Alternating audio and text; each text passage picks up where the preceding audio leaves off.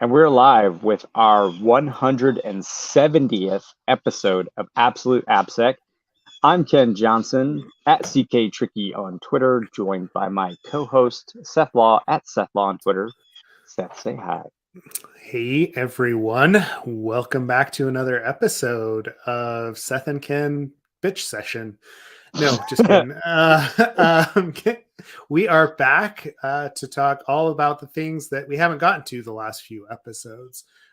There's quite a few little articles and things that Ken and I have seen over the past month, 2 months that we did want to address and did want to bring up. So that's going to be this very special episode that we have today. The more you know. But in other news, on other fronts, we are going to be at LocoMocoSec teaching practical secure code review, and both of us really need it. So come to LocoMocoSec. Come sit on the beach with us, have some drinks, and talk secure code review. It's going to be a good time. And outside of that, there's a couple other trainings that we're looking at. If anyone has feedback on the DEF CON trainings, like what you think of that format, I'd be interested to hear what your thoughts are. DEF CON is going to offer paid professional trainings the couple days after the conference. So traditionally, most conferences do training before, but DEF CON doesn't want to step on Black Hat's toes or anything like that. So they're offering them Monday and Tuesday after DEF CON. Ken and I will be submitting, but I'm interested to hear about interest, to see, just to gauge what people are thinking about it, whether they're willing to stick around Vegas for another couple of days. I know the DEF CON crowd and Black Hat crowd are a little bit different. I don't know. I mean, Ken, what are your thoughts on that? Honestly, after 2 years of being locked inside, kind of, right? Yeah. Yes and no. Loose lockdown, we'll say. No, I'm excited to go anywhere, and I'm excited for everything. So it sounds awesome to go. Like I'm definitely stoked to go over to Vegas in August, and I'd be down to do DEF CON, and those are my thoughts. I would say I did want to mention that last week we had the Scaling AppSec Netflix event. Those videos will so here's what I know about the content, because I've been asked by several people about, like, hey, I wasn't able to catch it, where can I see it? So Netflix Security has a YouTube channel, and the videos will be released on that channel from my understanding, and when they are, obviously put it on our Slack channel. So if you're not and likely next week I'll also post it in the chat here. Hopefully they're available by next week.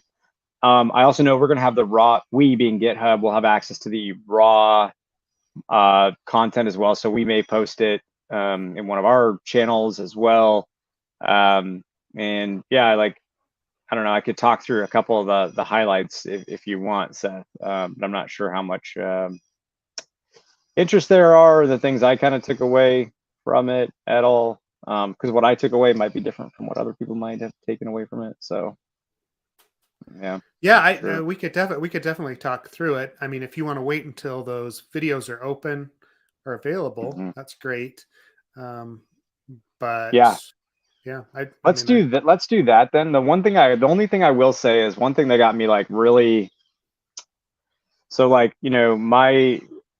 my part of the whole thing was talking about a process that's near and dear to my heart, which is security assessments, and is very much tied to security activities and the service catalog, which so Philip Turnbull from our security team, he leads the code analysis team. He talked about what our fundamental program looks like in a brief description. Very brief description would be the fundamentals program is a way to track on a service-based level, right? So like a service being, I don't know, like GitHub Actions, we'll say, right? Something people are familiar with.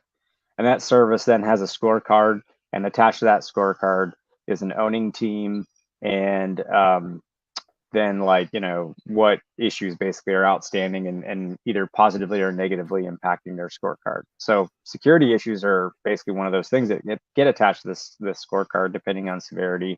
And then we can kind of track the health essentially of a service. That's the high level of that, but you should definitely check out Phil's talk because he provides a lot more information.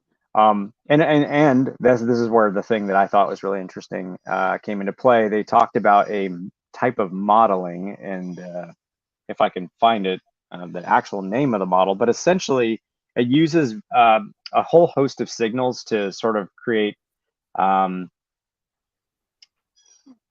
like a representation of what risk looks like for, say, a security assessment. So when I say a security assessment, I don't mean like a security assessment in the way of, hey, like we're going to open up this issue and then we're going to track doing like a code review or dynamic testing.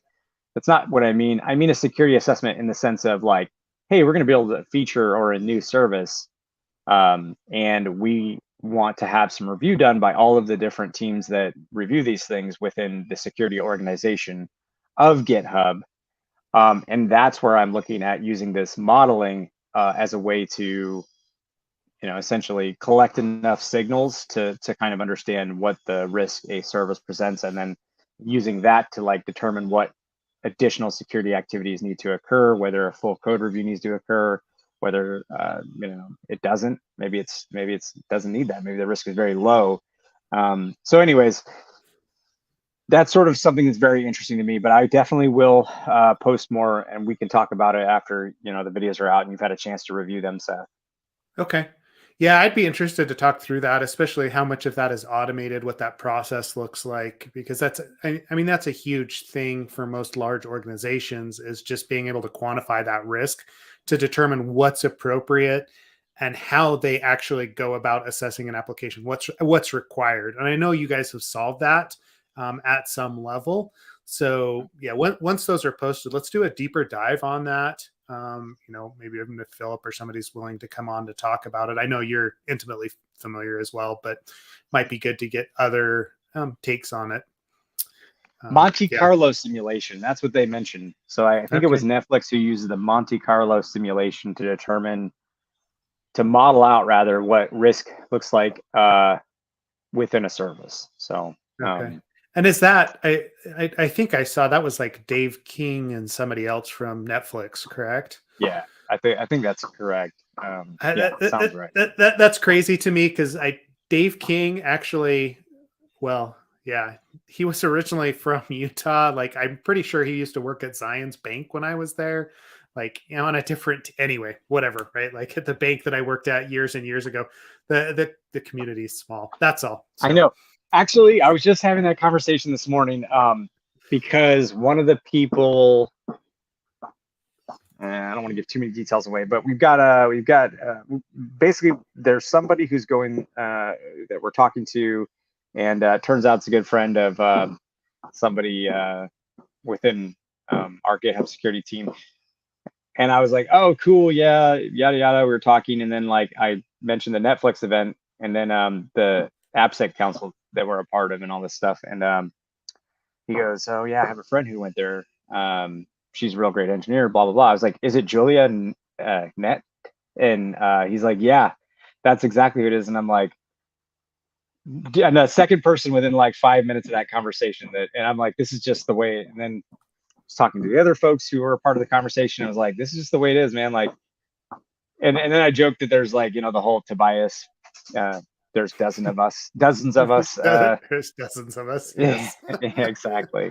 Just because, like, it's a super small industry. So, yeah. Hopefully, we're making it a little bit bigger through this podcast. But yeah, very small.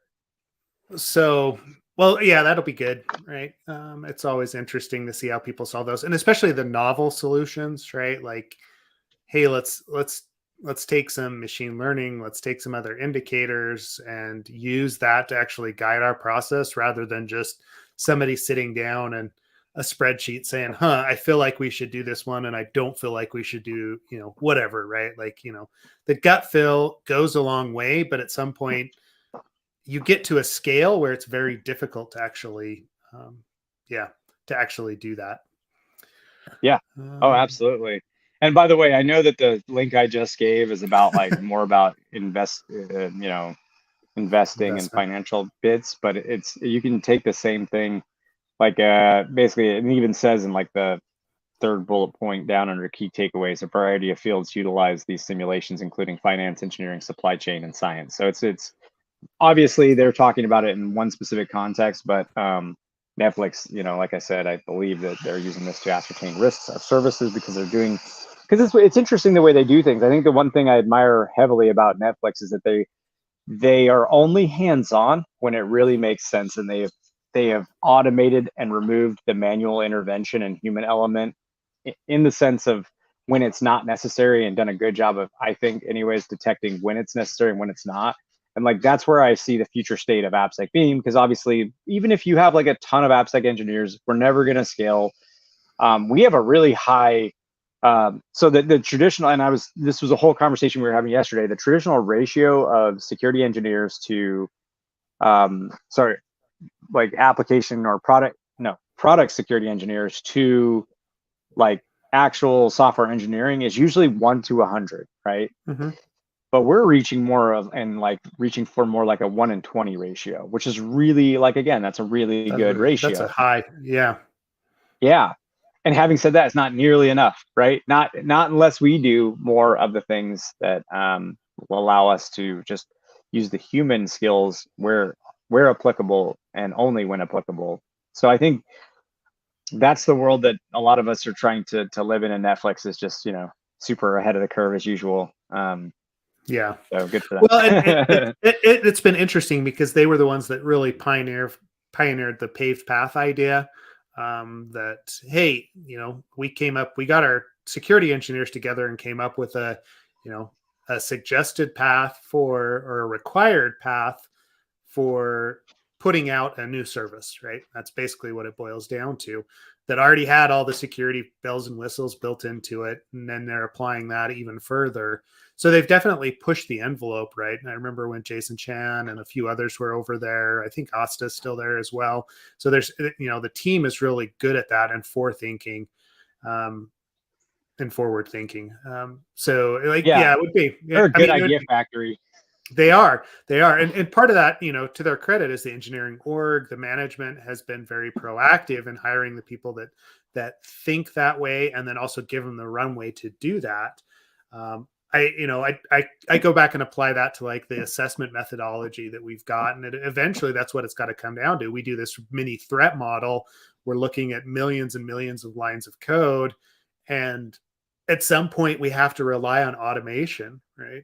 Right. Because a human's never going to be able to look at all the code that's generated from 100 to 1 multiplier, right? It's just not possible. Even 20 to 1, right? Like it's just not possible.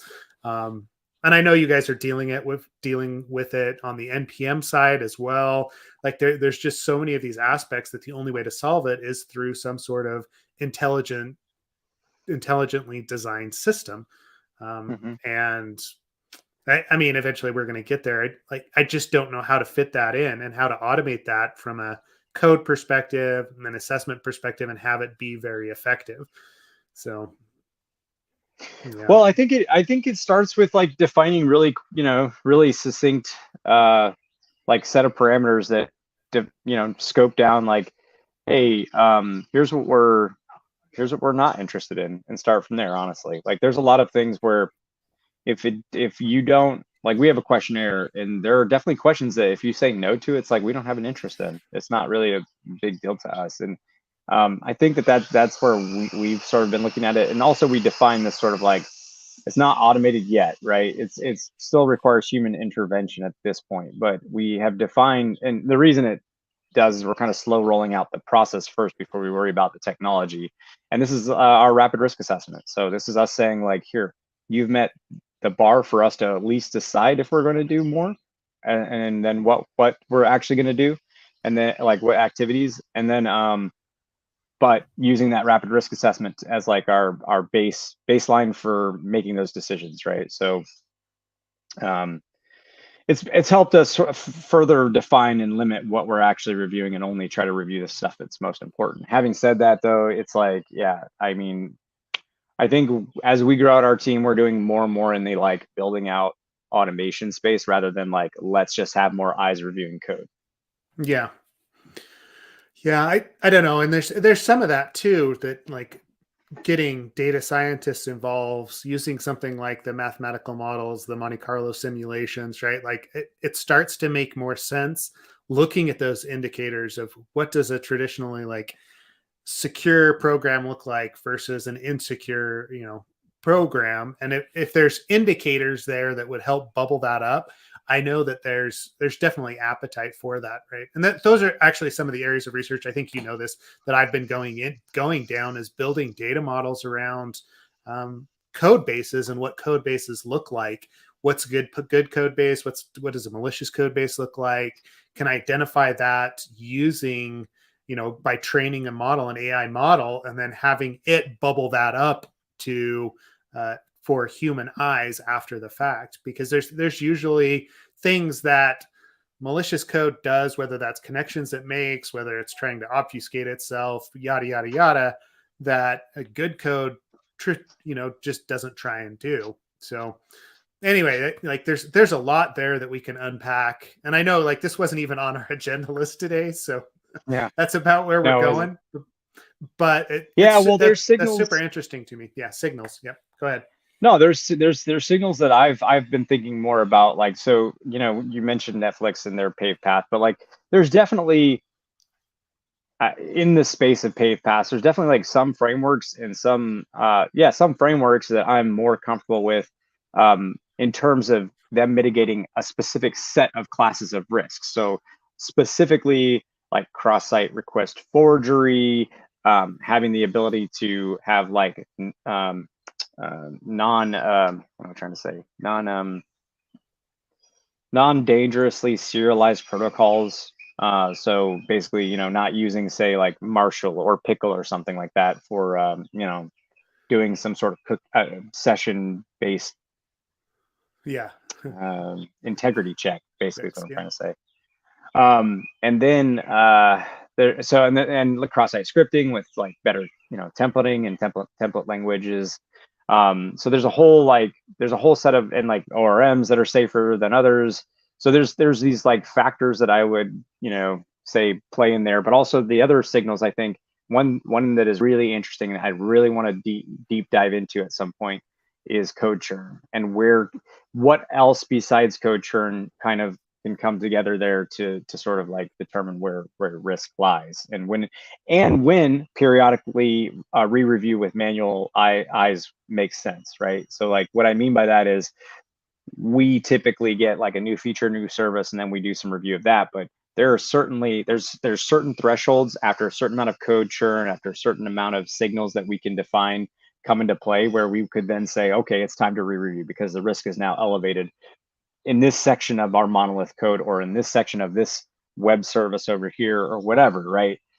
So anyways, I think it's a highly fascinating subject, and I think that's where the future of our team lies, in improving how we do our work, not necessarily like, let's just hire more people to do more code review. It's not tenable, man. It doesn't scale. It sucks. It's not a good approach. Yeah. So we hire all these sharp minds. I want to use them, Yeah.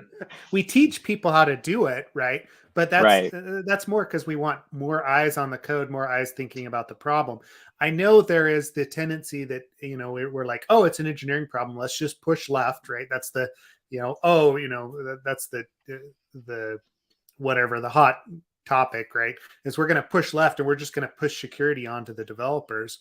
But there's always going to be the need for that secondary check. There's always going to be the need for some sort of product security team or application security team that validates what's coming out of the engineering organizations. So as much as you train your developers, there's still going to be flaws. There's still going to be vulnerabilities that's not going to completely take care of it. And the more that we depend on them solely, the more that there is the likelihood that those vulnerabilities are going to explode into that critical risk category.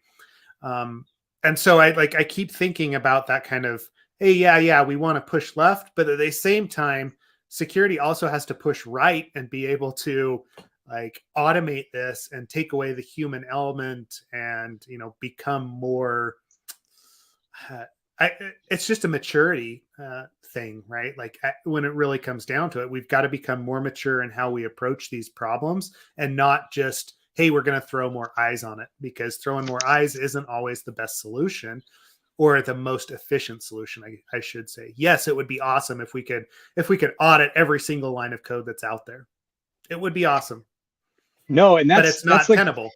Yeah. No, and that's kind of the point. Like, because you mentioned shifting left in the conversations, I was like, shift left. Like, give the developers tools that they can run scans against their own code base before they push. Maybe they have a bit more training. And like, that's all great and well and fine. But like, realistically, a lot of the most impactful bugs are literally one line of code wrong. That's it. Mm-hmm. One line of code.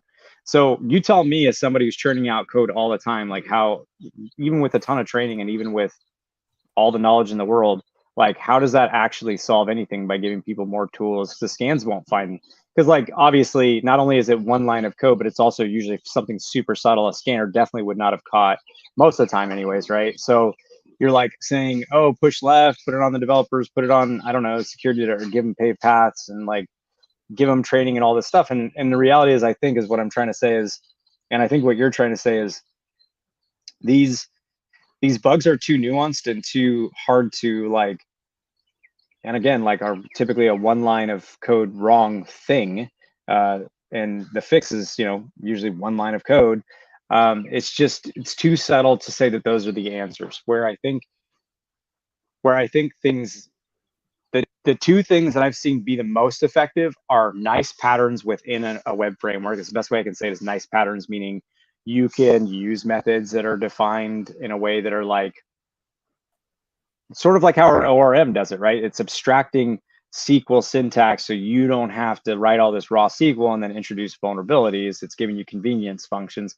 It should be the same for security. If you want to redirect somebody somewhere and you want to do it safely, have a method that just they can use that's just like inherently secure, and hell, override the framework if you need to, and make that method secure.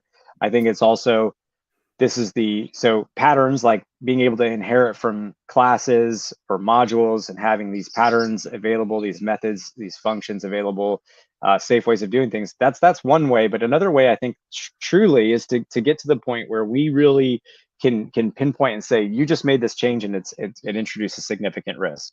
For what reason? We have to figure that out. But like, I think that's really if you're touching, like, I think there are certain easy wins. Like if you're touching authorization related things, then absolutely that's a higher risk signal right there. If you're even using and enacting one of those authorization related methods, that then in and of itself is also, again, like something that's a huge signal. So anyways, like yeah, we've kind of gone on the path here, probably just going on a tangent at this point. But I don't think I guess what I'm saying is, I agree with you. I don't think it's a shift to left or thing. I think it's more of a like, no, give people the best ways to use whatever language and framework you're working in, and then just have a process for like, hey, and some automation around, hey, this is a high risk introduction of something, and like it requires either manual intervention or some sort of like,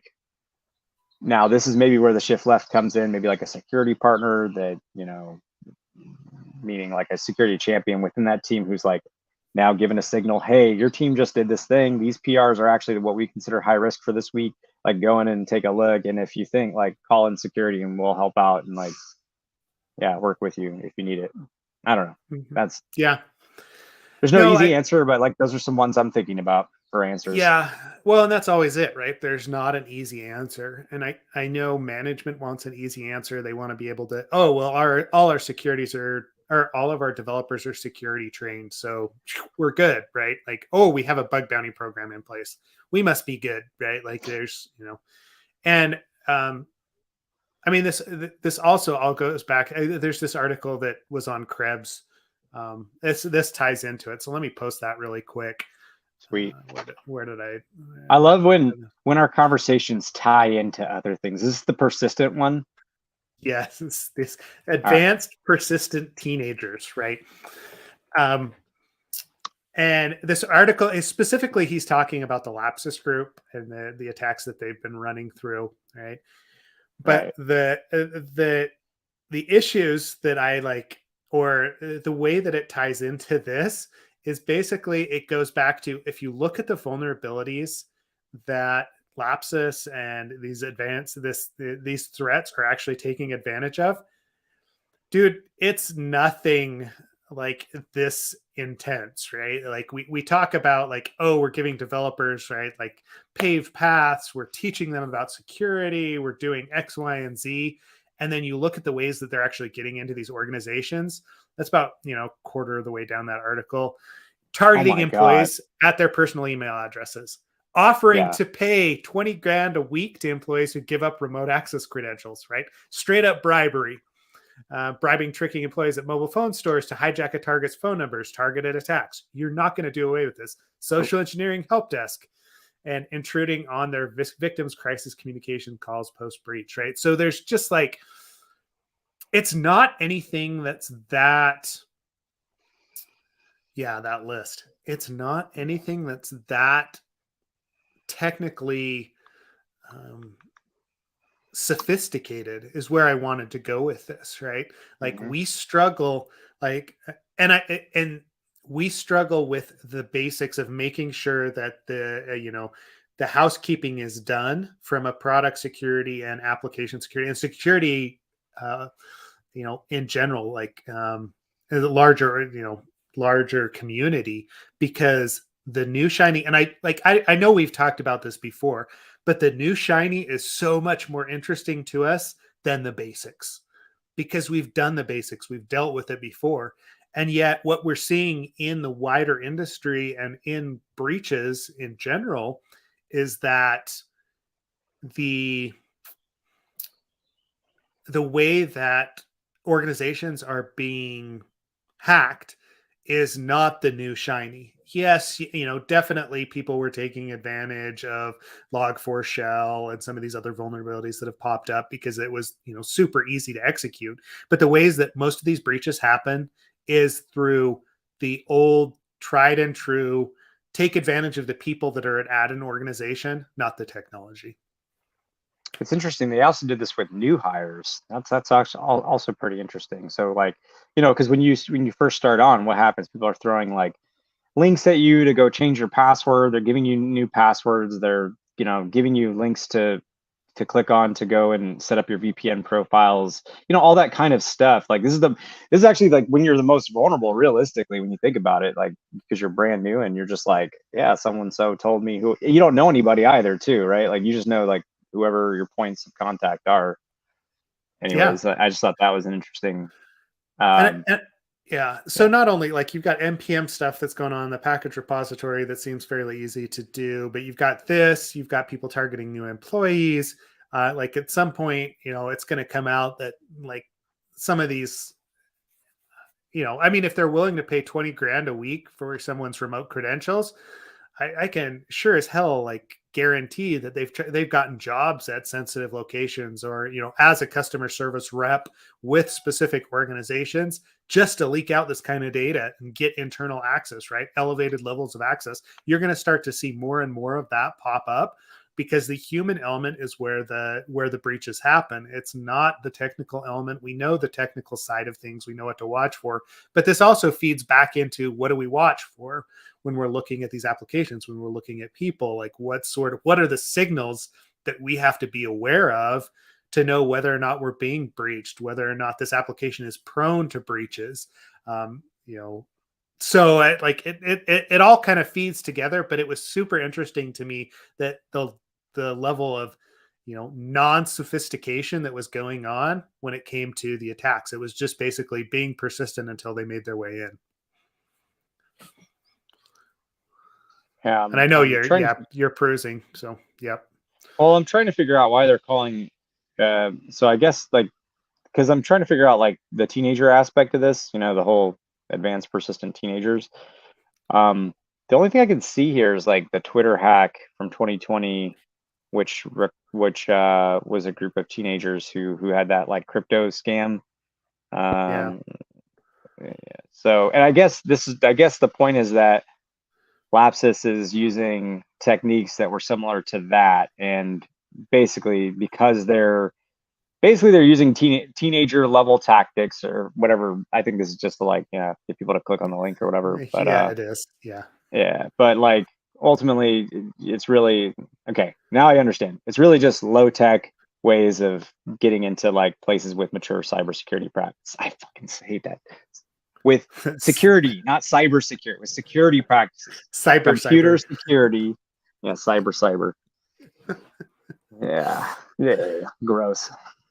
Yeah. Yeah. The teenager aspect was not the interesting thing to me outside of, right. Like it seems like you use that as a tagline to get people to drop into it because I mean, he's right. Like they're non-sophisticated attacks to get into these. And it's more about Yeah, being persistent than it is actually being super technical, going after people that are in, you know, yeah, yeah. are new to the organization or maybe have been around for a while or susceptible. Um, yeah. So Yeah, I mean, it doesn't like that's the thing about social engineering though. It doesn't usually involve too much that's super complicated, right? Like in the sense that I'm not saying it's easy and it isn't an art because it absolutely is, but what I am saying is that it doesn't take like, 17 different O-Day exploits and some crazy like, bot level architecture, like distributed bots, architecture, some like wild shit basically that you would assume it would take. It's no, it's like very, click on this link, call this number, give me this. I just texted you, read me the code that just texted you to verify you, like stuff like that. So, anyways, that's pretty interesting. well, Yeah. actually it goes hand in hand. There was another one. I don't think we talked That's about it. awesome. I swear this isn't planned, folks. It's just working out like this. This other article from Robert Heaton, and I know we talked about this. He's a security guy, right? Um, and like he talks about his experience with actually getting like as a yeah, Oh dang yeah, man, yeah. Almost yeah. scammed, right? Yeah, He you're almost gets yeah. scammed, right? Yeah, I dropped it in there, and it's basically because he just like somebody um, spoofed the phone number like coming from his bank, gave him a call, started asking him information about like, oh, and he was in a situation where he had just like enabled Apple Pay or disabled it on a device, so thought it was related to that. And like almost got to the point that he gave him everything. And he's somebody that's supposed to know what to do. And I know like you and I get into that situation as well. Like you're dealing with, mortgage companies or your bank or whatever else, and you have a tendency to trust more and give out more information. Yeah. Actually, ironically, it was his cynicism that kind of screwed him, or almost screwed him. Uh-huh. Didn't quite, Yeah. but his cynicism being like the cynicism he had for the bank's ability to be competent. Yeah. So his assumption was they were just so incompetent that that's why they, all the odd like things that should have raised red flags didn't. And but thankfully, like in the end, well, I don't. That's a spoiler alert. You read the article. We gave you the link. You read the article. No, but no. So, but yeah, I think that was the interesting part is that just his lack of faith in the institution, and then just sort of like also, I think the person was able to just give enough information that it did seem like maybe this is actually legit. And to your point about the Apple Pay, it was like, oh yeah, I did try to add Apple Pay or remove Apple Pay and then add it, and they're like, that was a signal that they used to sort of indicate they knew what was going on with his account. And yeah, anyway, so it's an interesting article, but like, yeah, he almost got scammed, and um, it's it's a hard thing. Like I guess what your point is, rolling this all in, this is a security person who themselves, and definitely not somebody who's like computer illiterate, right? This is someone who's savvy, was almost tricked into it. So what hope do certain Yeah. Again, non-savvy groups of people and have? it goes back to that trust level, like I mean, it's typical con man tactics, right? Like, hey, I establish some sort of trust, I verify that trust, like in circular reasoning, and then get you to give me, data, money, or whatever based on that trust level that we've already established. And that hasn't changed for hundreds, if not thousands of years from people that try to do that sort of thing. And it's just entered into the cyber realm, Ken. It's entered into the cyber realm. Yeah. But just because somebody works in security doesn't mean that they're not going to get taken advantage of. Just because it's a CFO of a company doesn't mean that they're not going to recognize that, or that they are going to recognize it, and they're going to be, prevented from it. And there's a reason why these bad actors target specific individuals with specific titles, get people to click on links, like all that kind of stuff. And it becomes very difficult because as an industry, we teach people, like we tell them, okay, never give your password away. Don't click on links. But hey, here's a QR code that I'm going to put as a marketing advertisement everywhere. And you should definitely go visit that because it's from, Coinbase, right? Like, we send so many mixed signals to consumers in general that it's hard to determine what's going on. And I can guarantee that 99% of the population out there isn't opening those links in a pristine, like protected environment to make sure that they're like not getting scammed. They're just like, oh, sweet, scanning it with their phone and off they go. Right. Your phone isn't secure. What? I don't get it. You don't get it? Explain that to me, Mr. Science Man. No, I don't. Mr. Okay. Well, I've got some code here. Yeah, exactly. That's interesting for sure. Like he says, to your point, when you put this quote in, it says, we need to design systems that are resilient to them, meaning security engineers. We need to security engineers and everyone alike. Which is actually, it's funny because I will say, like Patrick Toomey, who's on our product security engineering team, he's been shouting from the rooftop since I joined GitHub, so probably way before that like it is a ridiculous notion to expect that people are like that we are going to be able to train people on social engineering, and that should be the way that we prevent them from clicking on links. And instead, we should recognize that they're going to click on those links. It's going to happen. So what do you do then? Like, that's what you should be focused on. What happens once the link is clicked? How do you prevent further exploitation at that point? But like this whole notion that because like, what does the training tell them too? It's so hilarious. It's like, okay, we'll go to the headers, right? What headers? What is a header? What the fuck is a header, right? Like if you're Joe Schmo, you're like, what are you talking about? And so go click on the headers. Go look at the SMTP address. SMT what now? Who's the thing? What? Hover over the link without clicking it. Just don't accidentally click it. Hover. Not even the preview. Hover over it. That gives you like this much of the URL to determine what it's like, come on. This is the best we can do. And how much did that SCORM compliant CBT cost people? It's just horseshit. It's just made up horseshit for companies to pimp products. Like, let's be honest. That's what that is. So anyways, it's not a good approach. I'm sure at one point somebody had the best of intentions, and now it's just ridiculous training. And you heard it here, folks. I think it's ridiculous training. Well, and it goes back to this idea that and honestly, this is a software engineering principle that I learned in like my computer science classes is you design for failure, right? Yeah. Like you design knowing that things are going to break, shit's going to go wrong. And when it does, you can recover.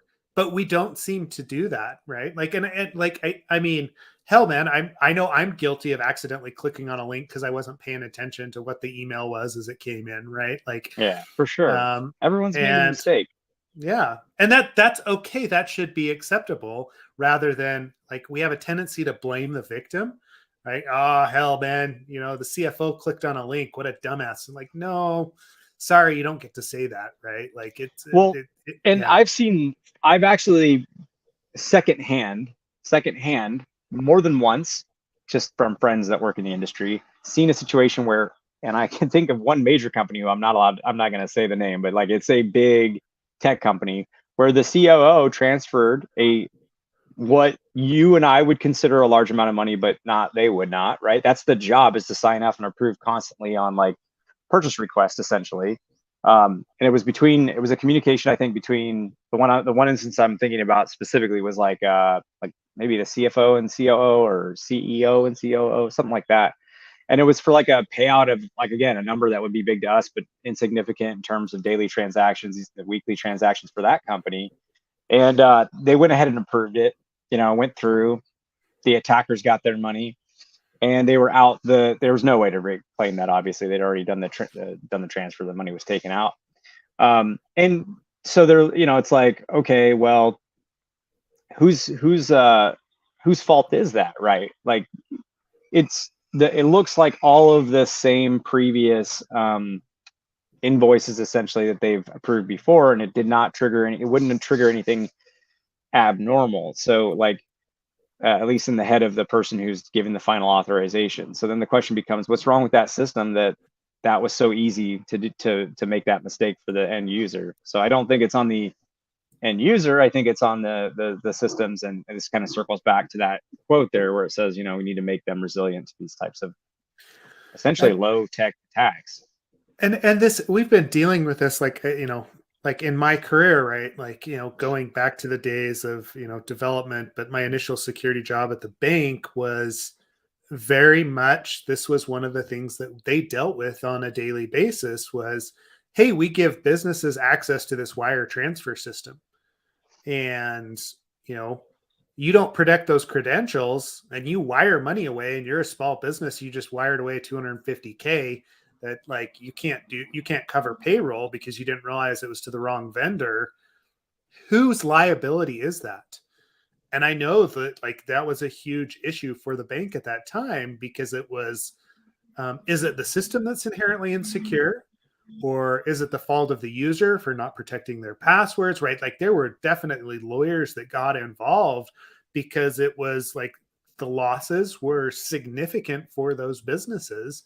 And, in some cases, I think the bank paid out. Some cases they made it whole. Other cases they said, no, you were negligent, right? Like it was just it was a huge issue. And what happened was they ended up introducing more controls in that process and making sure that, oh, you've got, if you have access to the system and if it's above a certain threshold, at that point, like somebody at the bank is giving you a call, there's something else that's actually going on. But finding like, knowing and this was 15, 20 years ago. So I know the system isn't in place anymore, but, finding flaws in that wire transfer system. And all of a sudden I'm on the phone with lawyers because they're having to introduce new like wire transfer protocols, because you can't guarantee that the person that requested the transfer is the person from the organization that it should be.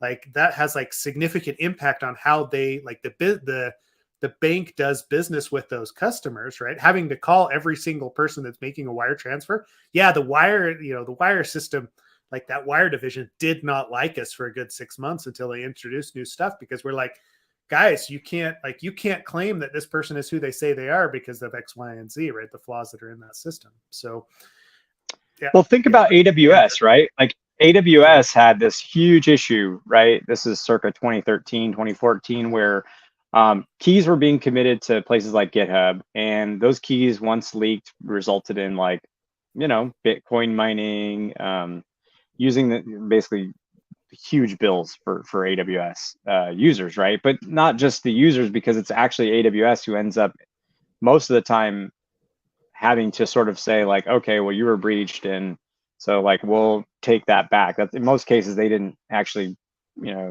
or in a lot of cases they didn't actually pass that bill on. They did initially, but then they brought it back, and the bill was really, what I'm trying to say is AWS was stuck with the bill for the energy costs for the usage, right? So what did they do? Did they sit there and blame the users for committing their credentials accidentally? Did they sit there and bring out the pitchforks for people that configured their S3 buckets incorrectly? For people that were using their root account logins instead of like creating proper like second accounts with MFA or like secondary accounts. Sorry, I mean like regular user accounts with MFA, as well as service level accounts used by the different services within Amazon for specific things with specific access and policies attached to them. No, they went and they worked with companies like GitHub to say, hey, you committed your credentials. Well, boom, we're gonna have those revoked if they ever get accidentally committed. Hey, we're gonna give you alerts that your buckets and your IAM and your this and your that are not configured super well, that you've got some security issues. we're going to get better detection and prevention.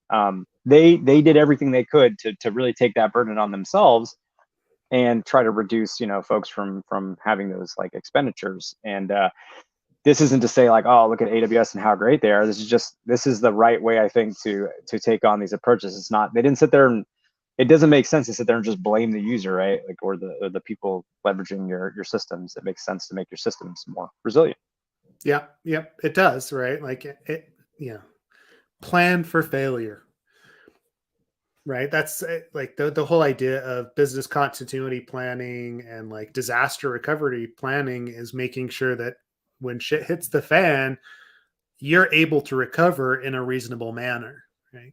Rather than the business completely going under. And by the our way, systems, yeah. What? Oh, go ahead. Sorry. No, I lost you for a second. Sorry. Oh, nope, you're fine. And yeah, and like the systems that we design have just got to do that, right? Like whether that is, us actually doing some sort of a code review or whatever, right? Like from a product security perspective, the stuff that we put in place for security engineers, whether it's security compliance, and we're talking about social engineering, what happens when someone gets access to somebody else's account, because it's inevitably going to happen.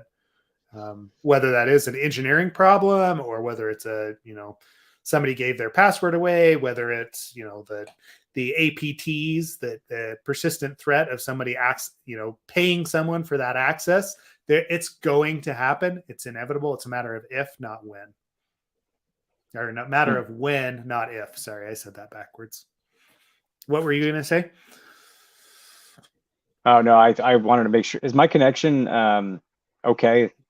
Yeah, I can hear you. Yeah, you're fine. Okay, cool. I had a couple of spots where you were in and out, so I just want to make sure it's all good. Yeah. No, so yeah, I think like you've pretty much summarized that pretty well. Okay. Plan for failure, the name of my autobiography. Yeah. Well, okay. And this actually fits with this other one that I brought up. Oh my God, really? We're just on a roll today. That's amazing. Web3 is going great, right? It's just basically a list of failures, right? Like in the Web3 space, right? Yeah. I'm putting it into Slack right now, and I can put it into YouTube as well if you have it. Oh, you already did. Cool. I dropped it there. Yeah. And this isn't to say that Web3 is like the worst thing ever, but it's just basically a website that's tracking the failures, like the number of breaches, and there's a couple things in there that are okay, right? That aren't necessarily the worst, but there's like, I mean, if you start looking at the amount of like, $13.4 million of they've lost there's 80 million that's been stolen from this other, like, and I would be surprised if a lot of this doesn't go back to those basics that we're talking about, right? Whether it's the trust that we're giving people, not understanding the risks that we're taking on in the Web3 space, especially as large organizations dump millions and millions, if not billions of dollars into this. It's Sorry. I just read this. It said the Central African Republic became the second country to adopt Bitcoin as legal tender. So I was like, wow, that's weird. Why would that be a failure, right? And then it goes on to say, in a country where only 4% of people have internet access. Yes. And I'm only laughing because like, I didn't, I was like, well, why is that like, legal tender being Bitcoin? Like, why is that a failure? But then the 4% internet access, I didn't put that together. That's pretty interesting. Yeah. Anyways, so like, and I don't think like Web3 is extremely immature right now, right? Like just from a protection perspective and an understanding perspective of the risks that are associated with it. So, yeah. Adopting Bitcoin as legal tender without guidance from the BEAC was a serious offense. Interesting, man. But what's wild is to see like these silly names and these like kind of silly logos and all these like, essentially ridiculous, almost like tech bro kind of terms, and then see like 100 million or 14 million or 350 million or whatever, like, dollars like stolen type fraud activities, and then to see like some weird picture of, you know, I don't know, like Teenage Mutant Ninja Turtles, literally, like as the NFT, and it's just like hilarious. Like what world are we living in anymore? It's crazy. But that's crypto. Yeah, no, it is, right? Like, and things like there's this AccuDreams NFT project. They built a bug. Well, they built a smart contract that did the minting process, and then failed to account for users minting multiple NFTs in a single transaction, which means that there's like $34 million that was used to mint that they'll never be able to retrieve, right? Stuff like that. Just as I'm like, oh my word, guys, right? Like you're just let's just burn money, man. Like, yeah. This one says FTX founder Sam Bankman-Fried tries to explain yield farming, and it's just a Ponzi scheme. And it just reminds me of like in The Office, that episode where Michael Scott's like, it's not a pyramid scheme, and then he just said like draws just a puts pyramid. some other like he draws a pyramid and connects it. And then Michael Scott's just like, oh shit. Oh, that's amazing. That's exactly what it reads like. Yeah. It's just how is this like so sophomore-ish, and it's like we're talking on the scale of hundreds of millions of dollars. It blows my mind, honestly.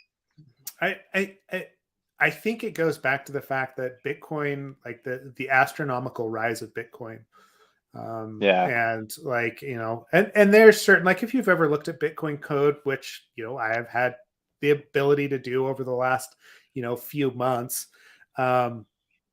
But like, it's extremely well engineered. Like the engineers that went and put their time into it did a good job. And they like the checks and, everything else that's in there, Bitcoin, seems like a legit way to actually, handle a blockchain and cryptocurrency on top of that. But we have all these people that have, because it's open source, they fork it, they add things to it. They don't understand the implications. They're trying to make a quick buck because they're seeing the rise of this and thinking, man, if I create a cryptocurrency now, it's just going to go up and up and up. And eventually I'm going to get my money back out like 10-fold, 100-fold, 1,000-fold. And so that, I really think this goes back to the fact that people are greedy, and it's human nature, right? To be able to think like, oh, I can be a billionaire if I just invest this little bit of time in this thing that my cousin's boyfriend told me about, that he's working on and he's seen. So, yeah. Sorry, I think I've got some sawing going on in the background, so I'm just. Oh, you're fine. Hopefully, it's not too loud. No. But I'm not hearing it come through. So cool, perfect. Anyway, entertaining. It's a wild space, and like I was reading, sort of the finance aspect of it yesterday, just because I was kind of curious, and investors are pretty they're pretty reticent to advise that you basically place much.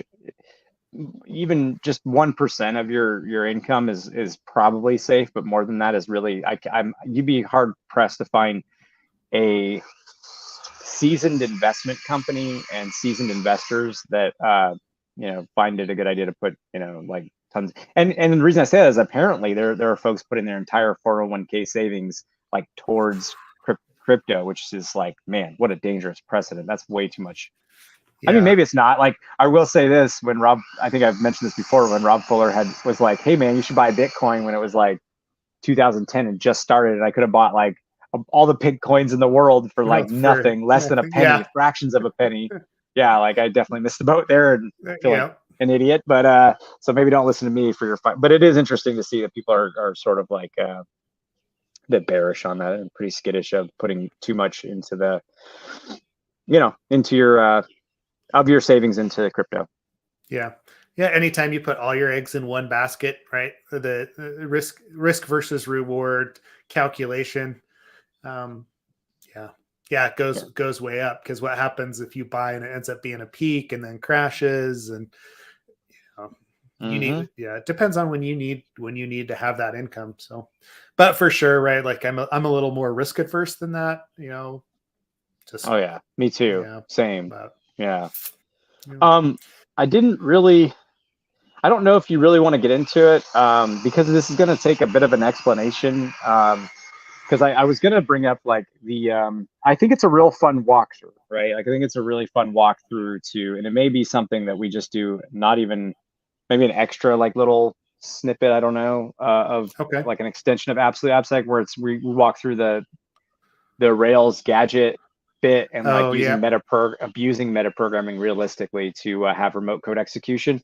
I think I need some like dedicated time because I need to show people in a terminal what it looks like with Ruby, like basically what it looks like to metaprogram in Ruby in an interactive Ruby like our IRB, like in a interactive console, and showing what actually like how do you take a string and make it a class like on the fly? How do you take a method and define it on the fly using just like strings or symbols as input? And then once that is laid down as a basis, I think then it's okay to kind of further explain their article. But I think it needs a little bit of prefix and some time spent with the basics before we actually dive into what they did. And then when you read that code, you'll understand what like send does, and you'll understand what like why they're calling and how they're invoking a like a 3-chained ancestry class to create code on the fly and then use that code to like perform remote code execution. So anyways, like, I don't know if we do it next week or if we just do it out of band. I do have my setup ready also for after dark. Like my office is finally in a place where I got all the cool lighting and all that stuff finally as of over this weekend. So like I'm fully ready for more after dark, the continuation of our last Vault Warden episode. Yes. Well, maybe, it would be good to dig into both of those things, right? Like, I think you're right on the Ruby metaprogramming because there is quite a bit of background. And I'm not going to assume that most of the people that listen to the podcast are metaprogramming experts or understand what, like, outside of maybe what that actually means, how that actually works with Ruby. So it'd be good to do. Maybe we'll just do a 5 or 10 minute explanation video and then do a walkthrough on it as we get some time. You and I can work that out though. So watch for that as well as upcoming After Dark episodes, because I do want to dig back into that, continue on. And there was some more stuff from hunter.dev. I know they've expanded out payouts and there's been some interesting vulnerabilities that popped up there as well. Some interesting vulnerabilities and fixes. So like that integration and dealing with those guys will be, fun as well. So watch for it. It's coming. I think we've probably talked about enough for today, Ken. Yeah, for sure. And but otherwise we do have Jimmy Mesta is going to come back on the podcast in a couple of weeks, I think on the 17th. Right. So we'll have him talk about all things Kubernetes and whatever else he's been doing recently. I haven't necessarily followed it, so it'd be good to catch up with him as well. And I don't think there's any other announcements outside of that, so we can probably call it for today, unless you have something else. No, that's awesome. I didn't actually.